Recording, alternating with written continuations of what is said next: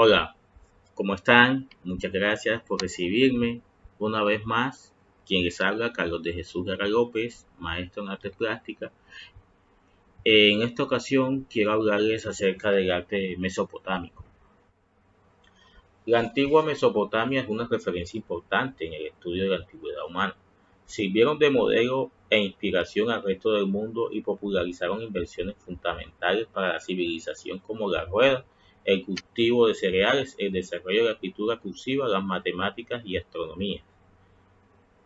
Fíjense que la vez pasada, cuando estuvimos hablando del arte prehistórico de la edad de piedra, pues, y llegamos hasta el periodo neolítico, incursionamos un poco en lo que fue la edad de los metales, pues nos dimos cuenta que aquí cuando comenzó el sedentarismo, ya la humanidad comenzó a tomar lo que había en el medio, acomodándolo a su propia necesidad, ¿sí? Para darle solución a eso. Sin embargo, anteriormente a eso era lo que le parecía que podía servir, era lo que tomaba. Por ejemplo, una piedra en forma de hacha era lo que tomaba. Ahora no, ahora después tomaba en una piedra en el periodo neolítico, cualquier tipo de piedra, y si no tenía la forma de hacha, ellos se la daban y la pulían, porque de eso se trató el periodo neolítico, que era nueva edad de piedra. Luego con la edad de los metales, ellos de alguna manera ya únicamente no tomaban únicamente lo que eran las piedras, sino que también mezclaban y comenzaron a fundir estos metales y a hacer aleaciones, que en la mayoría de los casos usaron más que herramientas, fueron dándole como que la utilidad para hacer armas. Y en algunos momentos no solamente se trataría de armas, sino de perfeccionar sus herramientas de caza. ¿Sí? Pero acá ya en el periodo mesopotámico, que va de la mano y que no podríamos decir que eso se dio en un lado y eso se dio en el otro, no, todo fue simultáneo, y en algunos sitios donde hubo población por parte de nosotros los seres humanos, se dieron estos tipos de desarrollo. Aquí se inició el sedentarismo, el cultivo y la agricultura, la ganadería. Entonces ellos más allá de alguna manera ya tenían prácticamente, iban resolviendo necesidades y también iban mirando más allá del mundo que les rodeaba hacia las estrellas. La religión mesopotámica, cuando hablamos de eso, pues ellos también tenían sus creencias, ¿sí? Y sus rituales. Para ellos los principales dioses mesopotámicos eran Anu, dios del cielo; Enlil, dios del viento; Enki, dios del agua; y Nisuhassat, dios de la tierra, quienes eran inmortales y eternos. Eh, Hablando de la diapositiva anterior, se podía decir que eran politeístas, creían en varios dioses y cada dios tenía cierta función, ¿sí?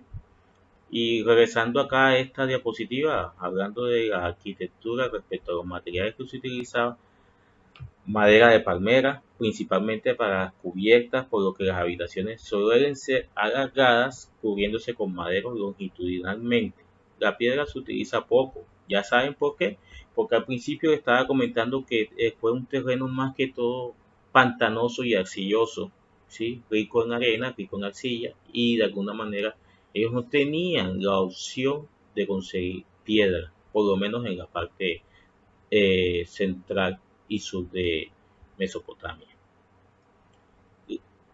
Eh, entonces, como decía, la piedra se utiliza poco, por su escasez se limitarían a pequeños ejemplos. El material más utilizado fue el ladrillo. Comenzaron a darse cuenta que podían hacer con el ladrillo proporciones enormes, ¿sí? Y en vez de estar tratando de buscar una piedra para dar cierto tamaño a la estructura y todo eso, entonces tenían que conseguir muchas piedras. Entonces, con el ladrillo, gracias a que tenían la arcilla, fueron formando de a poquito esos grandes templos y esas grandes construcciones, ¿sí? Entonces, ¿qué pasó? Que al ladrillo también le fueron incluyendo cosas como que lo fueron pasando por fuego para darle resistencia, y a la vez también algunos colores incrustaban de alguna manera teselas en forma de cono para dar mayor resistencia al ladrillo. A la vez se decoraba como que agregaban algo de mineral colorido para que el ladrillo saliera de dicho color. Aquí tenemos pues eh, un ejemplo de lo que pudo haber sido el Sigurat, que de alguna manera lo estamos representando como si fuera la antigua Torre de Babel en algún momento. Y aquí una construcción, la Puerta de Istar, que de alguna manera la pintura fue más que todo para esta época algo decorativo y no expresivo, ¿sí? Se ligó mucho a la arquitectura para adornar estos templos.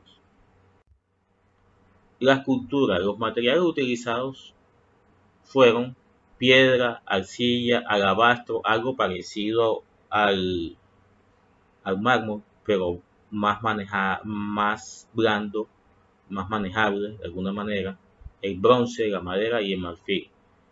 Y también de alguna manera podríamos hablar de la orfebrería, fue algo notable y rica que podemos encontrar ejemplos hechos en oro. Las características son profundidad en la mirada, marcado por muchos ojos, manos grandes, por lo general juntas. El tamaño de la escultura depende del rango del personaje representado. Como lo había dicho anteriormente en una estela que estaba a la mitad de la presentación, ¿sí? Donde se representa por lo menos según el rango, podría decirse que era el rey, y que a veces siempre cuenta una historia, y por lo general es el rey el que tiene más fuerza, el rey más poderoso, el que se enfrenta contra leones, bestias y demás, ¿sí? Y entonces lo que de ahí en adelante la proporción de la figura representada va disminuyendo en tamaño con el fin de darle como más protagonismo a lo que era la realeza, ¿sí? Entonces se habla de un torso que marca mucho los hombros, lo que le da a la escultura una forma triangular. Se incrustan piedras preciosas en los ojos, pronuncian mucho la nariz y las bocas son pequeñas. Las figuras se asientan sobre una base para sostenerla, aunque muchas veces la postura es sedente, sentada. Una forma de distinguir las épocas es si la figura lleva o no barba. Aquí tenemos varias esculturas de esa región, de esa época mesopotámica, y si nos damos cuenta, la agua jugaba un gran papel, donde de alguna manera significaba poder, ¿sí? Tanto así que hasta mismo eh, animal figurativo no humano, en este caso, pues la representación de este animal figurativo no humano tenía barba, que es la representación de un toro, y a la vez se le añadió otra pata, un toro de 5 patas, sin, que era algo así como lo que podíamos decir asemejaba lo que era el poder, la barba.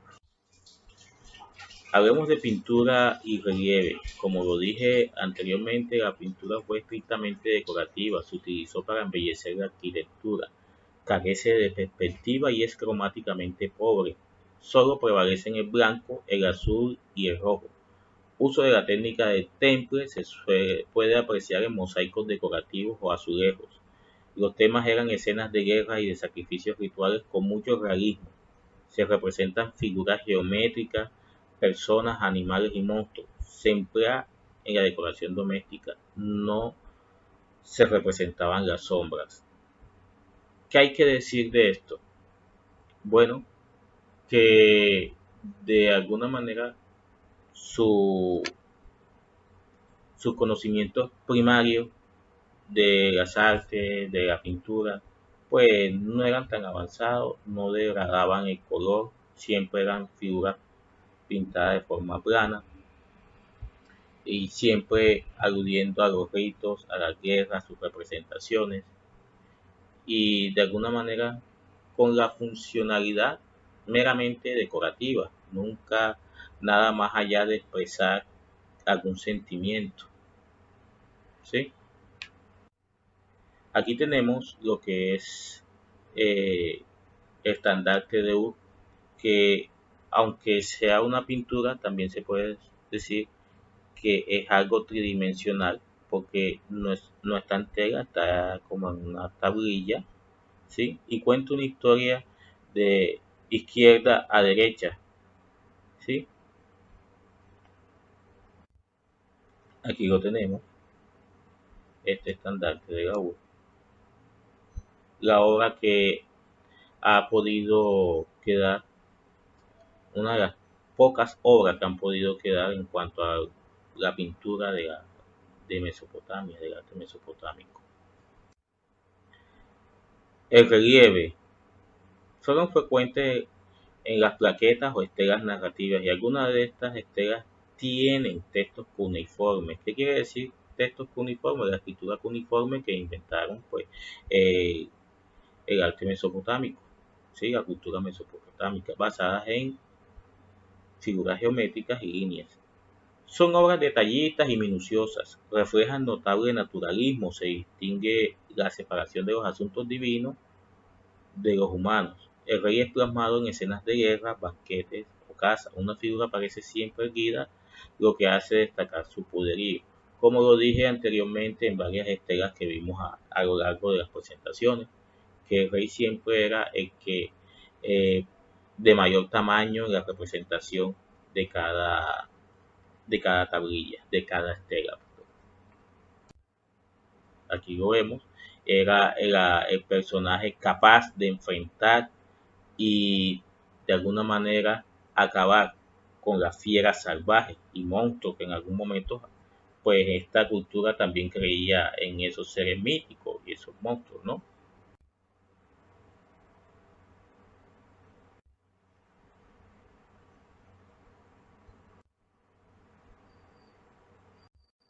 Bueno chicos, quiero darles las gracias una vez más por su aceptación y de verdad espero que este video les haya gustado. Nos vemos la próxima clase y muchas gracias, de verdad, cuídense mucho.